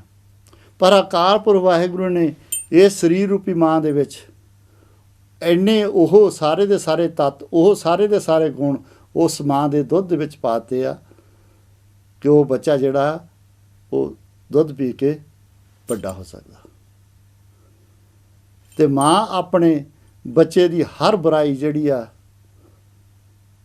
ਉਹ ਬੱਚਾ ਕਿੰਨਾ ਵੀ ਗੰਦ ਮਾਂ ਦੇ ਉੱਤੇ ਸਿੱਟ ਦੇਵੇ, ਕਿੰਨੀਆਂ ਵੀ ਬੱਚਾ ਗਲਤੀਆਂ ਕਰਦੇ, ਮਾਂ ਹਮੇਸ਼ਾ ਉਸ ਬੱਚੇ ਨੂੰ ਪਾਲੂਗੀ, ਪੋਸੂਗੀ, ਉਹਨੂੰ ਸਫਾਈ ਰੱਖੂਗੀ। ਜੇ ਉਹ ਕਿਤੇ ਰਾਤ ਨੂੰ ਉਹਨੇ ਟੋਇਲਟ ਕਰਤੀ ਜਾਂ ਪਿਸ਼ਾਬ ਕਰਤਾ, ਉਹਦੀ ਸਫਾਈ ਕਰਕੇ ਆਪ ਗਿੱਲੀ ਜਗ੍ਹਾ 'ਤੇ ਪੈ ਜਾਊਗੀ, ਪਰ ਆਪਣੇ ਬੱਚੇ ਨੂੰ ਜਿਹੜੀ ਆ ਉਹ ਸੁੱਕੀ ਜਗ੍ਹਾ 'ਤੇ ਪਾਓ। ਮਾਂ ਆਪ ਭੁੱਖਾ ਕੱਟ ਲਊਗੀ, ਪਰ ਆਪ ਦੁੱਖ ਕੱਟ ਲਊਗੀ, ਉਹ ਕਦੀ ਨਹੀਂ ਚਾਹੂਗੀ ਕਿ ਉਹਦਾ ਬੱਚਾ ਜਿਹੜਾ ਉਹ ਰੋਵੇ ਜਾਂ ਉਹਦਾ ਬੱਚਾ ਜਿਹੜਾ ਭੁੱਖਾ ਰਵੇ। ਇਸੇ ਤਰੀਕੇ ਨਾਲ ਅਕਾਲ ਪੁਰਖ ਵਾਹਿਗੁਰੂ ਨੇ ਜਿਹੜੀ ਧਰਤੀ ਮਾਂ ਦਿੱਤੀ ਆ, ਉਹ ਵੀ ਇਹੀ ਕੰਮ ਕਰਦੀ ਆ। ਪਿਛਲੇ ਸਮਿਆਂ ਦੇ ਵਿੱਚ ਬਹੁਤ ਸਾਰੇ ਜਿਹੜੇ ਸੀਗੇ ਰਿਸ਼ੀ ਮੁਨੀ ਆਮ ਤੌਰ 'ਤੇ ਜੰਗਲਾਂ ਨੂੰ ਚਲੇ ਜਾਂਦੇ ਸੀਗੇ, ਔਰ ਜੰਗਲਾਂ ਨੂੰ ਜਾ ਕੇ ਉਹ ਆਪਣੇ ਨਾਲ ਜਿੱਦਾਂ ਹੁਣ ਆ ਸਿਸਟਮ ਗੱਡੀ ਭਰ ਕੇ, ਇੱਦਾਂ ਉਹ ਕੁਛ ਨਹੀਂ ਸੀ ਲਿਜਾ ਸਕਦੇ। ਜਦੋਂ ਜੰਗਲਾਂ ਨੂੰ ਚਲ ਜਾਂਦੇ ਸੀ ਭਗਤੀ ਕਰਨ ਅਕਾਲ ਪੁਰਖ ਦੇ ਵਾਹਿਗੁਰੂ ਦੇ ਭਾਣੇ ਵਿੱਚ, ਉਹ ਆਪਣੇ ਨਾਲ ਕੁਛ ਬੰਨ੍ਹ ਕੇ ਨਹੀਂ ਲਿਜਾ ਸਕਦੇ। ਤਾਂ ਅੱਜ ਦੀ ਤਰ੍ਹਾਂ ਥਾਂ ਥਾਂ ਦੇ ਉੱਤੇ ਪੈਟਰੋਲ ਪੰਪ ਬਣੇ ਜਾਂ ਥਾਂ ਦੁਕਾਨਾਂ ਨਹੀਂ ਸੀਗੀਆਂ, ਉਹ ਤਾਂ ਰੱਬ ਦੇ ਆਸਰਿਆਂ ਤੁਰੇ ਜਾਂਦੇ ਸੀ। ਪਰ ਜਦੋਂ ਤੁਰੇ ਜਾਂਦੇ ਸੀ, ਰਾਸਤੇ ਵਿੱਚ ਅਕਾਲ ਪੁਰਖ ਵਾਹਿਗੁਰੂ ਇਸ ਧਰਤੀ ਦੇ ਵਿੱਚੋਂ ਐਸੇ ਤਰ੍ਹਾਂ ਦੇ ਖਾਣੇ ਦਾਣੇ, ਜਿਹੜੇ ਫੁੱਲ ਫਲ ਜਿਹੜੇ ਪੈਦਾ ਕੀਤੇ, ਜਿਹੜੇ ਨੈਚੁਰਲ ਤੌਰ 'ਤੇ ਸੀ, ਉਹ ਖਾ ਕੇ ਉਹ ਰਿਸ਼ੀ ਮੁਨੀ ਜਿਹੜਾ ਆਪਣੇ ਜੀਵਨ ਦਾ ਆਹਾਰ ਕਰਦੇ ਸੀ, ਚੱਲਦੇ ਸੀ। ਉੱਥੇ ਵੀ ਇਹ ਧਰਤੀ ਮਾਂ ਜਿਹੜੀ ਆ ਇੱਕ ਮਾਂ ਦਾ ਰੂਪ ਬਣ ਕੇ ਉਹਨਾਂ ਸਾਰਿਆਂ ਦੀ ਜਿਹੜੀ ਆ ਪਰਵਰਿਸ਼ ਕਰਦੇ ਸੀ। ਇਹ ਮਾਂ ਦਾ ਹਿਰਦਾ ਜਿਹੜਾ ਆ, ਜਿੱਦਾਂ ਅਸੀਂ ਕਈ ਵਾਰੀ ਕਈ ਲੋਕਾਂ ਨੇ, ਕਈ ਗੀਤਕਾਰਾਂ ਨੇ ਬਹੁਤ ਸਾਰੇ ਗਾਣੇ ਲਿਖੇ ਹੁੰਦੇ ਹਨ ਮਾਂ ਦੇ ਉੱਤੇ, ਵੀ ਮਾਂ ਦਾ ਅਤੇ ਬਾਪ ਦਾ ਕਦੀ ਕਰਜ਼ਾ ਕੋਈ ਵੀ ਇਨਸਾਨ ਨਹੀਂ ਲਾ ਸਕਦਾ, ਔਰ ਇਹ ਸੱਚਾਈ ਆ। ਸਾਨੂੰ ਜੀਵਨ ਦੇਣ ਵਾਲੀ ਮਾਂ ਦਾ ਕਰਜ਼ਾ ਅਸੀਂ ਆਪਣੀ ਜ਼ਿੰਦਗੀ ਵਿੱਚ ਜਿੰਨੀ ਮਰਜ਼ੀ ਸੇਵਾ ਕਰੀਏ ਮਾਂ ਦੀ, ਅਸੀਂ ਉਹ ਕਰਜ਼ਾ ਨਹੀਂ ਦੇ ਸਕਦੇ। ਕਿਉਂਕਿ ਜਦੋਂ ਸਾਨੂੰ ਸੁਰਤ ਹੀ ਨਹੀਂ ਸੀ, ਜਦੋਂ ਸਾਨੂੰ ਕਿਸੇ ਦੁਨੀਆਦਾਰੀ ਦਾ ਕੋਈ ਪਤਾ ਨਹੀਂ ਸੀ, ਸਾਡਾ ਕੋਈ ਸਰੀਰ ਵੀ ਨਹੀਂ ਸੀ, ਉਦੋਂ ਸਾਨੂੰ ਉਸ ਮਾਂ ਨੇ ਸਾਂਭਿਆ, ਔਰ ਸਾਡੀ ਖਾਤਰ ਪਤਾ ਨਹੀਂ ਉਹਨੇ ਕਿੰਨੇ ਕਸ਼ਟ ਝੱਲੇ। ਪਰ ਅਫਸੋਸ ਹੈ ਅੱਜ ਦੇ ਅਸੀਂ ਕਈ ਪੁੱਤਰ ਉਹਨਾਂ ਮਾਵਾਂ ਨੂੰ ਜਾਂ ਉਹਨਾਂ ਦੀ ਮਾਵਾਂ ਦੀ ਉਸ ਕਮਾਈ ਨੂੰ ਅੱਜ ਦੇ ਲਾਲਚ ਵਿੱਚ ਫਸ ਕੇ ਜਾਂ ਪੈਸੇ ਦੇ ਵਾਸਤੇ ਬਹੁਤ ਕੁਛ ਕਰਦੇ ਹਾਂ। ਸਾਨੂੰ ਪਤਾ ਹੈ ਯੂਰਪ ਵਿੱਚ ਤਾਂ ਸੁਣਿਆ ਸੀ, ਪਰ ਅੱਜ ਪੰਜਾਬ ਦੇ ਵਿੱਚ ਵੀ ਐਸਾ ਕੁਛ ਹੋਣ ਲੱਗਾ ਆ ਕਿ ਜਿਹੜੇ ਪੁੱਤਰ ਧੀਆਂ ਹੈਗੇ ਆਪਣੇ ਮਾਂ ਪਿਓ ਨੂੰ ਉਹ ਬਣਦਾ ਸਤਿਕਾਰ ਜਿਹੜਾ ਨਹੀਂ ਦਿੰਦੇ। ਅਤੇ ਜਿਹੜੇ ਇਨਸਾਨ ਆਪਣੇ ਮਾਤਾ ਪਿਤਾ ਨੂੰ ਉਹਨਾਂ ਦਾ ਬਣਦਾ ਸਤਿਕਾਰ ਨਹੀਂ ਦਿੰਦੇ, ਵੱਧ ਤੋਂ ਵੱਧ ਸਤਿਕਾਰ ਨਹੀਂ ਦਿੰਦੇ, ਅਤੇ ਉਹ ਇੱਕ ਚੀਜ਼ ਨੂੰ ਯਾਦ ਰੱਖਣ, ਜਿਹਾ ਬੀਜੇ ਸੋ ਲੂਣੇ ਕਰਮਾਂ ਸੰਧੜਾ ਖੇਤ। ਜਿਹੋ ਜਿਹਾ ਅਸੀਂ ਧਰਤੀ ਦੇ ਵਿੱਚ ਬੀਜਦੇ ਹਾਂ, ਜਿੱਦਾਂ ਮੈਂ ਪਹਿਲਾਂ ਗੱਲ ਕੀਤੀ ਆ, ਜੇ ਅੰਬ ਬੀਜਾਂਗੇ ਤਾਂ ਉਹ ਅੰਬ ਮਿਲਣਗੇ, ਜੇ ਕੁਆਰ ਬੀਜਾਂਗੇ ਤਾਂ ਕੁਆਰ ਉੱਗੂਗੀ, ਜੇ ਮਿਰਚਾਂ ਬੀਜਾਂਗੇ ਤਾਂ ਮਿਰਚਾਂ ਉੱਗਣਗੀਆਂ, ਜੇ ਭੁੱਕੀ ਬੀਜੋਗੇ ਤਾਂ ਭੁੱਕੀ ਨਿਕਲੂਗੀ। ਉੱਥੋਂ ਸਾਨੂੰ ਹੋਰ ਕੋਈ ਆਸ ਨਹੀਂ ਰੱਖਿਓ, ਹੋਰ ਕੁਛ ਨਹੀਂ ਮਿਲ ਸਕਦਾ। ਅਤੇ ਜੇ ਸਾਡੀ ਸਰੀਰਕ ਤੌਰ 'ਤੇ ਮਾਂ ਨੂੰ ਅਸੀਂ ਉਹਦਾ ਬਣਦਾ ਮਾਣ ਸਤਿਕਾਰ ਵੀ ਨਹੀਂ ਦੇਵਾਂਗੇ, ਅਤੇ ਮੱਤ ਭੁਲੇਖਾ ਰੱਖਿਓ ਕਿ ਆਉਣ ਵਾਲੇ ਤੁਹਾਡੇ ਬੱਚੇ ਜਿਹੜੇ ਆ, ਤੁਹਾਡਾ ਜਾਂ ਤੁਹਾਡੀ ਘਰਵਾਲੀ ਦਾ ਜਾਂ ਘਰਵਾਲੀ ਜਾਂ ਤੁਹਾਡੇ ਪਤੀ ਦਾ, ਉਹ ਤੁਹਾਨੂੰ ਮਾਣ ਸਤਿਕਾਰ ਜਿਹੜਾ ਮਿਲੂਗਾ, ਜਿਹੜਾ ਮਾਂ ਪਿਓ ਨੂੰ ਮਿਲਣਾ ਚਾਹੀਦਾ। ਅਤੇ ਉਦੋਂ ਤੁਹਾਨੂੰ ਚੇਤਾ ਆਵੇਗਾ ਕਿ ਅਸੀਂ ਆਪਣੀ ਮਾਂ ਪਿਓ ਦੇ ਨਾਲ ਕੀ ਕੀਤਾ। ਅਸੀਂ ਆਪਣੇ ਮਾਂ ਪਿਓ ਨੂੰ ਉਹ ਬਣਦਾ ਸਤਿਕਾਰ ਨਹੀਂ ਦੇ ਸਕੇ, ਅਤੇ ਜੇ ਤੁਸੀਂ ਉਦੋਂ ਮਾਂ ਪਿਓ ਨੂੰ ਬਣਦਾ ਸਤਿਕਾਰ ਨਹੀਂ ਦੇ ਸਕੇ, ਤਾਂ ਹੁਣ ਉਹ ਜੋ ਤੁਸੀਂ ਬੀਜਿਆ ਸੀਗਾ ਉਹੀ ਹੁਣ ਤੁਸੀਂ ਵੱਢਣਾ। ਇਸ ਕਰਕੇ ਦਾਸ ਨਿਮਰਤਾ ਸਹਿਤ ਬੇਨਤੀ ਕਰਦਾ ਕਿ ਜੇ ਕਿਤੇ ਸਾਨੂੰ ਕਿਸੇ ਸਮੇਂ ਗੁਰਮਤਿ ਦੀ ਕੋਈ ਗੱਲ ਸਮਝ ਆ ਜਾਵੇ, ਮਾਂ ਦੀ ਜਾਂ ਧਰਤੀ ਮਾਂ ਦੀ ਕੋਈ ਗੱਲ ਉਦਾਹਰਨ ਦੇ ਤੌਰ 'ਤੇ ਸਾਡੇ ਸਮਝ ਆ ਜਾਵੇ ਕਿ ਜਿੱਦਾਂ ਦਾ ਅਸੀਂ ਬੀਜਣਾ ਉੱਦਾਂ ਦਾ ਵੱਢਣਾ। ਅਤੇ ਅੱਜ ਤੋਂ ਹੀ ਆਪਣੀਆਂ ਜਿਹੜੀਆਂ ਮਾਵਾਂ ਹਨ, ਆਪਣੇ ਜਿਹੜੇ ਪਿਤਾ ਹਨ, ਉਹਨਾਂ ਦਾ ਬਣਦਾ ਸਤਿਕਾਰ ਜਿਹੜਾ ਮੈਕਸੀਮਮ ਜ਼ਿੰਦਗੀ ਭਰ ਉਹਨਾਂ ਨੂੰ ਦੇਵੋ। ਅਗਰ ਤੁਸੀਂ ਨਹੀਂ ਦੇਵੋਗੇ ਤਾਂ ਜੇ ਬੀਜੇ ਸੋ ਲੂਣੇ ਵਾਲੀ ਗੱਲ ਜਿਹੜੀ ਹੈ ਉਹ ਦੁਹਰਾਈ ਜਾਏਗੀ, ਅਤੇ ਆਉਣ ਵਾਲੇ ਸਮੇਂ 'ਚ ਫਿਰ ਉਦੋਂ ਇੰਨਾ ਲੇਟ ਹੋ ਜਾਏਗਾ ਕਿ ਅਬ ਪਛਤਾਏ ਹੋਤ ਕਿਆ ਜਬ ਚਿੜੀਆਂ ਚੁਗੇ ਖੇਤ। ਫਿਰ ਉਹ ਸਮਾਂ ਜਿਹੜਾ ਬੀਤਿਆ ਮੁੜ ਕੇ ਹੱਥ ਨਹੀਂ ਆਉਣਾ। ਬਹੁਤ ਸਾਰੀਆਂ ਮਾਵਾਂ ਜਿਹੜੀਆਂ ਆਪਣੇ ਪੁੱਤਾਂ ਵੱਲ ਦੇਖਦੀਆਂ ਇਸੇ ਕਰਕੇ ਚੜ੍ਹਾਈ ਕਰ ਜਾਂਦੀਆਂ ਵੀ ਅੱਜ ਵੀ ਸਾਡਾ ਪੁੱਤ ਸੁਧਰ ਜਾਊਗਾ, ਅੱਜ ਵੀ ਸਾਡਾ ਪੁੱਤ ਸੁਧਰ ਜਾਊਗਾ, ਅੱਜ ਵੀ ਸਾਡਾ ਪੁੱਤਰ ਸੋ ਜਾਊਗਾ। ਪਰ ਪੁੱਤਰ ਜਿਹੜੇ ਆ ਉਹ ਇੱਕ ਕਹਾਵਤ ਪੰਜਾਬੀ ਦੀ ਹੋਰ ਵੀ ਹੈਗੀ ਆ, ਪੁੱਤ ਕਪੁੱਤ ਹੋ ਜਾਂਦੇ ਆ, ਮਾਪੇ ਕਮਾਪੇ ਨਹੀਂ ਹੁੰਦੇ। ਇਹ ਵੀ ਜਿਹੜੀ ਆ ਇੱਕ ਗੁਰਮਤ ਨਹੀਂ, ਪਰ ਇੱਕ ਆਮ ਤੌਰ 'ਤੇ ਉਦਾਹਰਨ ਜਿਹੜੀ ਆ ਉਹ ਦਿੱਤੀ ਜਾਂਦੀ ਹੈ। ਇਹਨੂੰ ਵੀ ਸਾਨੂੰ ਜ਼ਰੂਰ ਸਮਝਣਾ ਚਾਹੀਦਾ। ਅਤੇ ਸਾਨੂੰ ਇਸ ਧਰਤੀ ਮਾਂ ਦੇ ਉੱਤੋਂ ਜਿਹਨੇ ਕਦੀ ਦੁੱਖ ਦਿੱਤਾ ਹੀ ਨਹੀਂ, ਅਸੀਂ ਉਹਨੂੰ ਕਦੀ ਸੁੱਖ ਦੇਣ ਦੀ ਕੋਸ਼ਿਸ਼ ਕੀਤੀ ਹੀ ਨਹੀਂ। ਅਸੀਂ ਤਾਂ ਪੰਜਾਬ ਦੀ ਧਰਤੀ ਨੂੰ ਉਹਦੇ ਵਿੱਚ ਤਰ੍ਹਾਂ ਤਰ੍ਹਾਂ ਦੀਆਂ ਖਾਦਾਂ ਪਾ ਕੇ, ਸਪਰੇਆਂ ਸਿੱਟ ਕੇ ਉਹਦਾ ਜਿਹੜਾ ਨੈਚੁਰਲ ਸਿਸਟਮ ਆ ਉਹਨੂੰ ਵੀ ਖਰਾਬ ਕਰ ਲਿਆ। ਪਰ ਇਸੇ ਤਰੀਕੇ ਨਾਲ ਸਾਡੇ ਨੌਜਵਾਨਾਂ ਨੇ, ਸਾਡੇ ਉੱਥੇ ਦੇ ਬਜ਼ੁਰਗਾਂ ਨੂੰ ਵੀ ਉਹ ਮਾਣ ਸਤਿਕਾਰ ਨਹੀਂ ਦਿੱਤਾ। ਰੋਜ਼ ਅਸੀਂ ਅਖਬਾਰਾਂ ਵਿੱਚ ਸਾਨੂੰ ਪੜ੍ਹਨ ਨੂੰ ਮਿਲਦਾ ਜਿਹੜਾ ਕਿ ਉਹਨਾਂ ਨੂੰ ਮਿਲਣਾ ਚਾਹੀਦਾ ਸੀ। ਅਤੇ ਜਿਹੜੀਆਂ ਉਹਨਾਂ ਮਾਤਾ ਪਿਤਾ ਦੇ ਕੋਲੋਂ ਅਸੀਸਾਂ ਮਿਲਣੀਆਂ ਸੀ, ਉਹਨਾਂ ਦੀ ਕੋਈ ਕੀਮਤ ਨਹੀਂ ਜੇ ਹੁੰਦੀ। ਅਸੀਂ ਗੁਰਦੁਆਰਿਆਂ ਵਿੱਚ ਜਾ ਕੇ ਬੜੇ ਅਰਦਾਸਾਂ ਕਰਾਉਂਦੇ ਹਾਂ, ਬੜੇ ਅਖੰਡ ਪਾਠ ਕਰਾਉਂਦੇ ਹਾਂ, ਬੜੇ ਗੁਰਦੁਆਰੇ ਬਣਾ ਦਿੰਦੇ ਹਾਂ, ਪਰ ਕਈ ਵਾਰੀ ਅਸੀਂ ਆਪਣੇ ਮਾਤਾ ਪਿਤਾ ਦੀਆਂ ਅਸੀਸਾਂ ਤੋਂ ਵਾਂਝੇ ਰਹਿ ਜਾਂਦੇ ਹਾਂ। ਔਰ ਮੈਂ ਆਪ ਜੀ ਨੂੰ ਬੇਨਤੀ ਕਰਦਾ ਹਾਂ, ਜੋ ਤੁਹਾਨੂੰ ਕਿਸੇ ਗਰੀਬ ਦੀ ਅਸੀਸ ਦੇ ਸਕਦੀ ਆ, ਉਹਨੂੰ ਸਿਰਫ ਰੋਟੀ ਖਵਾਈ ਹੋਈ ਜਾਂ ਮੌਕੇ ਦੇ ਉੱਤੇ ਉਹਨੂੰ ਸਹਾਰਾ ਦਿੱਤਾ, ਕਿਸੇ ਵੀ ਗਰੀਬ ਨੂੰ ਉਹਦੀ ਜਾਤ ਦਾ ਕੋਈ ਵਾਸਤਾ ਨਹੀਂ ਗਾ, ਕੋਈ ਵੀ ਗਰੀਬ ਹੋਵੇ ਜਿਹਦੀ ਤੁਸੀਂ ਕਿਸੇ ਤਰੀਕੇ ਨਾਲ ਮਦਦ ਕਰ ਸਕਦੇ ਹੋ। ਇਹ ਸਿੱਖ ਦਾ ਇੱਕ ਧਰਮ ਆ, ਇੱਕ ਸਿੱਖ ਦਾ ਫਰਜ਼ ਆ। ਅਤੇ ਜਦੋਂ ਤੁਸੀਂ ਉਹਨੂੰ ਜਾ ਕੇ ਉਹਦੀ ਬਾਂਹ ਫੜ ਲਓਗੇ, ਇੰਨੇ ਵਿੱਚ ਹੀ ਉਹ ਗਰੀਬ ਦਾ ਹੌਸਲਾ ਕਿੱਡਾ ਵੱਧ ਜਾਂਦਾ ਅਤੇ ਉਹਨੂੰ ਕਿੰਨਾ ਸਹਾਰਾ ਮਿਲ ਜਾਂਦਾ, ਅਤੇ ਤੁਹਾਡੀ ਅਸੀਸਾਂ ਦੇ ਨਾਲ ਤੁਹਾਡੀ ਜਿਹੜੀ ਆ ਉਹ ਝੋਲੀ ਭਰ ਦਿੰਦਾ। ਅਤੇ ਉਹ ਜਿਹੜੀਆਂ ਅਸੀਸਾਂ ਆ ਪੈਸੇ ਦੇ ਕੇ ਨਹੀਂ ਮਿਲ ਸਕਦੀਆਂ। ਜੇ ਤੁਸੀਂ ਚਾਹੋ ਵੀ ਮੈਂ ਹੁਣ ਕਿੰਨੇ ਅਖੰਡ ਪਾਠ ਕਰਾ ਲਏ ਆ, ਅਤੇ ਉਹ ਅਖੰਡ ਪਾਠ ਕਰਾ ਕੇ ਹੁਣ ਮੈਂ ਬਹੁਤ ਕੁਛ ਪ੍ਰਾਪਤ ਕਰ ਸਕਦਾ। ਗ੍ਰੰਥੀ ਸਾਹਿਬ ਨੇ ਮੇਰੀ ਅਰਦਾਸ ਬਹੁਤ ਵੱਡੀ ਅਤੇ ਬੜੀ ਲੰਮੀ ਚੌੜੀ ਕੀਤੀ ਆ, ਕੁਛ ਪ੍ਰਾਪਤ ਨਹੀਂ ਜੀ ਹੋਣ ਵਾਲਾ। ਜੇ ਤੁਸੀਂ ਆਪਣੀ ਮਾਂ ਦੀ ਕਦਰ ਨਹੀਂ ਕੀਤੀ, ਆਪਣੇ ਮਾਂ ਦੇ ਕਹਿਣੇ 'ਚ ਰਹੇ, ਮਾਂ ਦੀਆਂ ਅਸੀਸਾਂ ਨੇ ਲਈਆਂ, ਇਸ ਧਰਤੀ ਮਾਂ ਦਾ ਜਿਹੜਾ ਆ ਉਹ ਵੀ ਕਰਜ਼ ਨਹੀਂ ਦਿੱਤਾ, ਅਤੇ ਜਿਹੜੀ ਮਾਂ ਨੇ ਤੁਹਾਨੂੰ ਜੰਮਿਆ ਪਾਲਿਆ ਪੋਸਿਆ ਵੱਡਾ ਕੀਤਾ ਉਹਦਾ ਵੀ ਕਰਜ਼ ਨਹੀਂ ਦਿੱਤਾ। ਜੇ ਇਹ ਕਰਜ਼ ਦੋਨੇ ਲੈ ਕੇ ਅਸੀਂ ਇਸ ਧਰਤੀ ਤੋਂ ਚੱਲ ਗਏ, ਅਤੇ ਆਉਣ ਵਾਲੇ ਜਨਮਾਂ ਦੇ ਵਿੱਚ ਜਿਹੜੀ 84 ਲੱਖ ਜੂਨ ਅਸੀਂ ਭੋਗਣੀ ਆ, ਉਹਦੇ ਵਿੱਚ ਵੀ ਇਹ ਜਿਹੜਾ ਕਰਜ਼ਾ ਆ ਉਹ ਸਾਨੂੰ ਆਪਣੀ ਮਾਂ ਦਾ ਕਰਜ਼ਾ ਦੇਣਾ ਪੈਣਾ। ਉਹ ਤੋਂ ਅਸੀਂ ਦੂਰ ਨਹੀਂ ਜਾ ਸਕਦੇ। ਉਹਦਾ ਵਜਾਨਾ ਸਾਨੂੰ ਆਉਣ ਵਾਲੇ 84 ਲੱਖ ਜੂਨਾਂ ਦੇ ਵਿੱਚ ਵੀ ਭੁਗਤਣਾ ਪੈਣਾ। ਇਸ ਕਰਕੇ ਨਿਮਰਤਾ ਸਹਿਤ ਬੇਨਤੀ ਹੈ ਕਿ ਜੇ ਕਿਤੇ ਮਾੜੀ ਮੋਟੀ ਵੀ ਸੋਝੀ ਆ ਗਈ ਹੋਵੇ ਤਾਂ ਸਾਨੂੰ ਚਾਹੀਦਾ ਕਿ ਅਸੀਂ ਇਸ ਜਨਮ ਦੇ ਵਿੱਚ ਆਪਣੇ ਮਾਤਾ ਪਿਤਾ ਦਾ ਵੱਧ ਤੋਂ ਵੱਧ ਸਤਿਕਾਰ ਕਰੀਏ ਕਿ ਉਹਨਾਂ ਦੇ ਮੂੰਹ ਦੇ ਵਿੱਚੋਂ ਅਸੀਸਾਂ ਨਿਕਲਣ, ਇੱਥੇ ਤੱਕ ਅਸੀਸਾਂ ਨਿਕਲਣ ਕਿ ਤੇਰੇ ਵਰਗਾ ਪੁੱਤਰ ਜਾਂ ਧੀ ਜਿਹੜੀ ਆ ਉਹ ਰੱਬ ਸਾਰਿਆਂ ਨੂੰ ਦੇਵੇ। ਅਤੇ ਫਿਰ ਤੁਹਾਡਾ ਇੱਕ ਕਰਜ਼ਾ ਜਿਹੜਾ ਮਾਂ ਦਾ ਆ ਜਾਂ ਤੁਹਾਡੇ ਪਿਤਾ ਦਾ ਆ ਉਹ ਤੁਸੀਂ ਇਸ ਜਨਮ ਦੇ ਸਮਝ ਲਓ ਤੁਸੀਂ ਲਾਹ ਲਿਆ, ਤੁਸੀਂ ਉਸ ਪਾਸਿਓਂ ਸੁਰਖਰੂ ਹੋ ਗਏ। ਪਰ ਜਿਸ ਤਰੀਕੇ ਨਾਲ ਅਸੀਂ ਹਾਲਾਤ ਅੱਜ ਦੇਖਦੇ ਹਾਂ ਬਹੁਤ ਔਖਾ ਹੈ, ਬਹੁਤ ਔਖਾ ਹੈ। ਬਹੁਤ ਘੱਟ ਮਾਵਾਂ ਹੈਗੀਆਂ ਇੱਦਾਂ ਦੀਆਂ ਜਿਹੜੀਆਂ ਆਪਣੇ ਜਿਹੜੇ ਪੁੱਤਰ ਧੀਆਂ ਹੈਗੇ ਉਹਨਾਂ ਨੂੰ ਅਸੀਸਾਂ ਦਿੰਦੇ, ਕਿਉਂਕਿ ਅਸੀਂ ਵਿਸਰ ਹੀ ਚੁੱਕੇ ਹਾਂ, ਉਸ ਸਿਸਟਮ ਤੋਂ ਬਾਹਰ ਜਾ ਚੁੱਕੇ ਹਾਂ।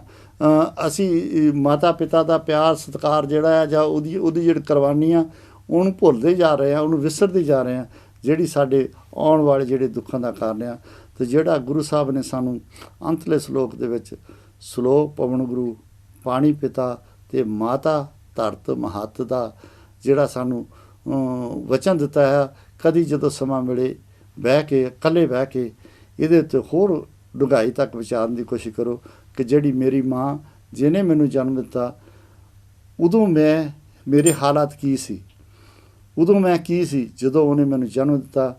ਕਿ ਇਹ ਜਨਮ ਜਦੋਂ ਦਿੱਤਾ ਉਦੋਂ ਉਹ ਮਾਂ ਨੇ ਮੇਰਾ ਕਰਜ਼ਾ ਦੇਣਾ ਸੀ ਜਾਂ ਮੈਂ ਮਾਂ ਤੋਂ ਕੋਈ ਕਰਜ਼ਾ ਲੈਣਾ ਸੀ? ਜਿਹੜਾ ਮਾਂ ਨੇ ਮੇਰੇ ਐਡੀ ਸੇਵਾ ਸੰਭਾਲ ਕੀਤੀ ਜਾਂ ਉਹਨੇ ਮੇਰੇ 'ਤੇ ਕੋਈ ਅਹਿਸਾਨ ਕੀਤਾ? ਇਹ ਪੂਰਬਲੇ ਕਰਮਾਂ ਦੇ ਜਿਹੜਾ ਫਲਿਆ ਅਕਾਲ ਪੁਰਖ ਵਾਹਿਗੁਰੂ ਨੇ ਕਿਰਪਾ ਕਰਕੇ ਸਾਨੂੰ ਇਹ ਜੀਵਨ ਦਿੱਤਾ ਅਤੇ ਉਹ ਸਾਨੂੰ ਮਾਂ ਦਿੱਤੀ।